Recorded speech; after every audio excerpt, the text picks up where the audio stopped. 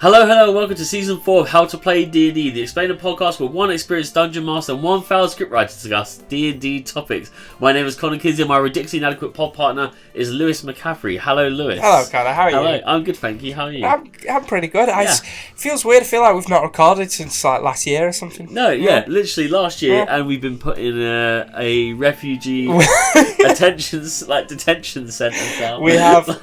We've been evicted from our usual spot by us. Yeah, by ourselves. Yeah, why not? Yeah, we fancied a mix up. Yeah, live life on the edge for a bit. Yeah. They kicked us out. Yeah. They kicked us out. So what have you been up to? You have a good Christmas, good New Year? Yeah, Christmas was decent. Yeah. I'm saying that I'm asking you because that's technically correct. But this episode would come out, 4 or 5 weeks after Christmas or New Year's. I didn't think that, but yeah. I just thought about it. Yeah, have you had a good January the 31st? Yeah, how about that? It was very good. I hope February is a fine month for you. I'm sure it will be. I'm sure February will be great. Yes. I mean, why not? Yeah. It is a nightmare because we were recording them week by week. And they get on top of you quite quick. So you start recording them in blocks, so that way you can definitely have the time to put in with the research of the episode and whatnot. But then you literally lose track of the days that you need to be talking about. Yeah. So you can't win. It's good to always be like a month ahead, which we try now. Yes, because then we can put more and more content out. We're already writing season 5. So exactly. But at the same time, I don't know. We've got this will probably be about 5-6 weeks after recording. I don't know when that takes us to. November? Who knows? Maybe? Who knows? No. Well, let's do less of the chit chat because some people don't like that apparently. I mean, we've got another 4 minutes. We've got 4 minutes to kill. Yeah. Can you guess what today's episode is about? Bear in mind, this is the DM season. This is the DM season. Yeah. Is it what the D stands for in DM? It's Dick. Let's get to it.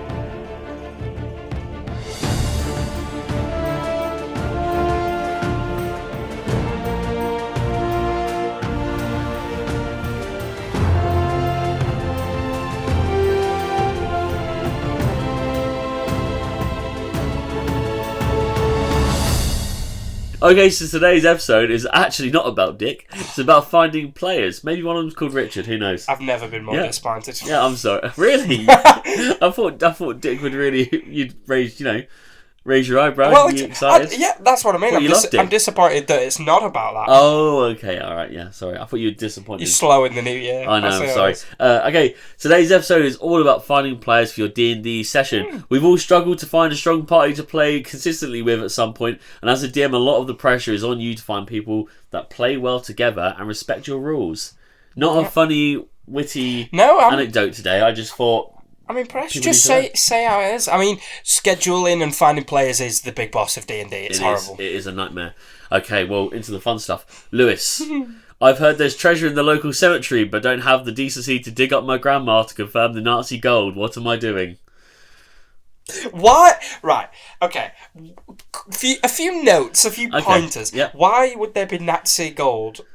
Where did you say your grandma is buried? Yeah. Why not? Was your gran a Nazi? No, she wasn't. She was an English nurse. Okay. Not as fun, is it? And let's be honest, if she's a nurse, she works for the NHS. There's nothing to dig up to take the treasure really there. Isn't. So what you're doing is you're basically being like the kids in Goonies, I'm guessing. You found some random map that you're interpreting as a treasure map to your grandma's grave. I'm just trying to make her more interesting. Yeah, you get there, and when you open the coffin, you dig it up and find it. You open the coffin, and she's just there with a full pack of cigs with both of our dads. Thinking, fuck, he's found us. But realistically, as an NHS worker, she's probably got a sign saying, you've got to come back to work. Literally, there's just a letterbox at the bottom of the coffin with loads of, fucking 100%, bills. 100%. All right. I could say, what kind of players should a first-time DM be looking for? Ooh, first-time DM. Okay, well, one, and I think we've mentioned this before once, is it's always good, especially if you're friends with this player, it's always good to have one player who knows their stuff. Yeah. Not necessarily someone who wants to take over and control the session, because they're the worst kind, for a new DM especially. But someone who can be there to answer any questions if the DM is stumbling on things or can't remember a ruling, rather than spending 20 minutes going through a handbook. It's good to have a player there that can quickly answer that question. Yes, yeah. So that's the first thing. It's not vital, but it's definitely helpful. And to be honest, I think largely for the rest of the group is people that you know are going to get involved, not necessarily even going to enjoy it, but going to actually commit to a session rather than just... Because if you're a new DM and you've got a group of silent people that just want the DM to tell the story. Yeah, you need some people who... Bring out your confidence. Yes, and they don't need to be like outlandish, really loud people. No. But you need people who are willing to attempt to speak up. They can't just all be ghosts. No, exactly. Because your confidence as a new first-time DM will come out more if your players are, and vice versa. So it's all about bouncing off each other, especially for a first-time DM. Okay, well, it kind of goes into our next question. Should players be knowledgeable and equipped to play? You know, if it's your first time DMing. Yeah, I don't think you should be. You just need the one, really. Yeah. You need someone at the table to kind of have a grasp and understanding of how the general game goes. We've said multiple times that you don't need to know the rules of D&D, but understanding how it kind of works, it allows you to mess around and, you know, you can start and you can finish it. Exactly. Can we? I always finish. They just never do. Oh, so true. But, I can't remember what I was going to say. You're flustered. You're enjoying it. Sorry. I'm your favourite. I'm finishing. I hate this. So, yeah, the knowledgeable person... But that's what I was going to say. Thank you, me. You don't necessarily... One thing that I think every DM... is a common kind of misconception with D&D is that you need to learn everything. You need to read loads of stuff, know your stuff before playing. Not everyone needs to do that. I know that's more on the player side, but all you need to really know as a new player or a player joining a new DM is what the basis of the dice rolls are, what the dice does, what they decide, and kind of your general character sheet. So, but yeah, as long as you have one player that knows a bit more than that, then I'm sure a first-time DM would be fine. Yeah, I think they're all things I feel like you need. But if I could only have one, I think knowing the kind of character you want to play and being happy attempting it. You don't need to do a voice. You don't need to be really, you know, kind of... You don't need to come back from some kind of school of acting. Yeah. But knowing what kind of character you are playing and like what they would do kind of would also help other people get into it as well. Oh, if definitely. They see that you're happy to try it. They're willing to try it. Exactly, that's the thing. And I remember from years ago now, our first session, obviously it wasn't my first time as a DM, but a lot of the players were new. And everyone was a bit nervous to get started, but then as soon as one person did, everyone else did, like one by one. So if you've got a new DM, they'll be nervous enough about starting. So they need players that are willing to just instantly bounce off of you. They're like indirect kind of like bits of support, aren't they? Yeah, exactly. So you go, all right, okay, we're willing to do this. I'll throw my hat in. Okay, what can our first time DM find? Where can our first time DM find players? So, again, I think a few of these we've mentioned before, but there's like common ones like Facebook groups and places like that, Discord servers. There's if you've got a local game shop, no harm in going and asking there. There are services online where you can try and find people, but a lot of them are paid, which is horrible. Which is trash. But yeah, I think... First place I'd look if I was looking to DM is obviously friends. Ask if anyone wants to get into it. It's even if they're not, none of them are familiar with D&D. That's fine as long as they're willing to try it. But failing that, there's loads of Facebook groups, loads of Discord servers, any game shop. If you went into a popular, like in Manchester, for example, not even ignoring our main one, if you go into Forbidden Planet, let's say, in the city centre, ask the staff there if they know anything, they'll be able to point you in the right direction. Yeah. But we actually had a conversation in Travelling Man, another one that's up here. I think there are a few of them around. I know there's one in York. Yeah. But we were just talking about our D&D session to each other, and then the person behind the counter heard us and then started talking about theirs. And they're not a franchise. The shop isn't a chain or a franchise that hosts games, or at least not our one. So they had no reason to like get involved, and he's told us about his campaign, how it's going. So I think there's more people playing than what you'd expect, actually. And definitely. For the people I've played with, they're from all walks of life as well, which is amazing. It's arguably most of the time not the cliche, the stereotype you think would be playing. Oh yeah, and with local game shops and stuff like that, especially like our main one being Fanboy 3 near us, they're always running like D&D one-shots and things. There's always stuff like that going on. So if you really want to start, you will be able to find players somewhere. Here's a good one here. So, I don't think it is loaded, but I've actually seen it more than I thought when I started looking into it. This is actually, I can't remember who asked this question, but should players have insight into the session in advance? Now, I very much don't want players to know anything that's going to go on. Because why should they? What's the point if they can already plan what they're going to do?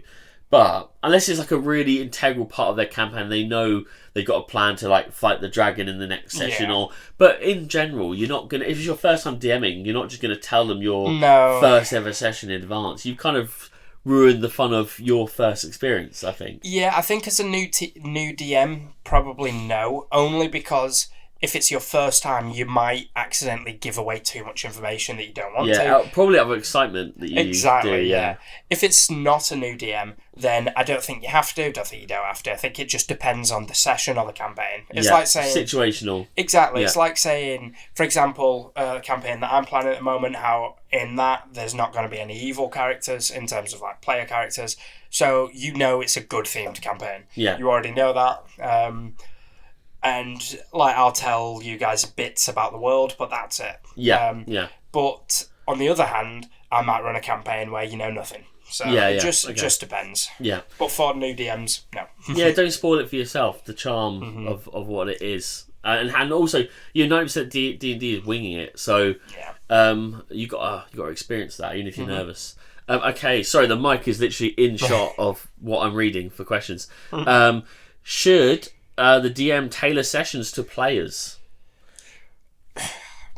First time DM, I'll say no. Yeah. There's no harm in trying it. I just think if you're the first time you're actually using the rules, the first time you're DMing, creating scenarios, don't overcomplicate it for yourself. You can have fantastic sessions that have nothing to do with the characters. They're just doing like the ones in the session.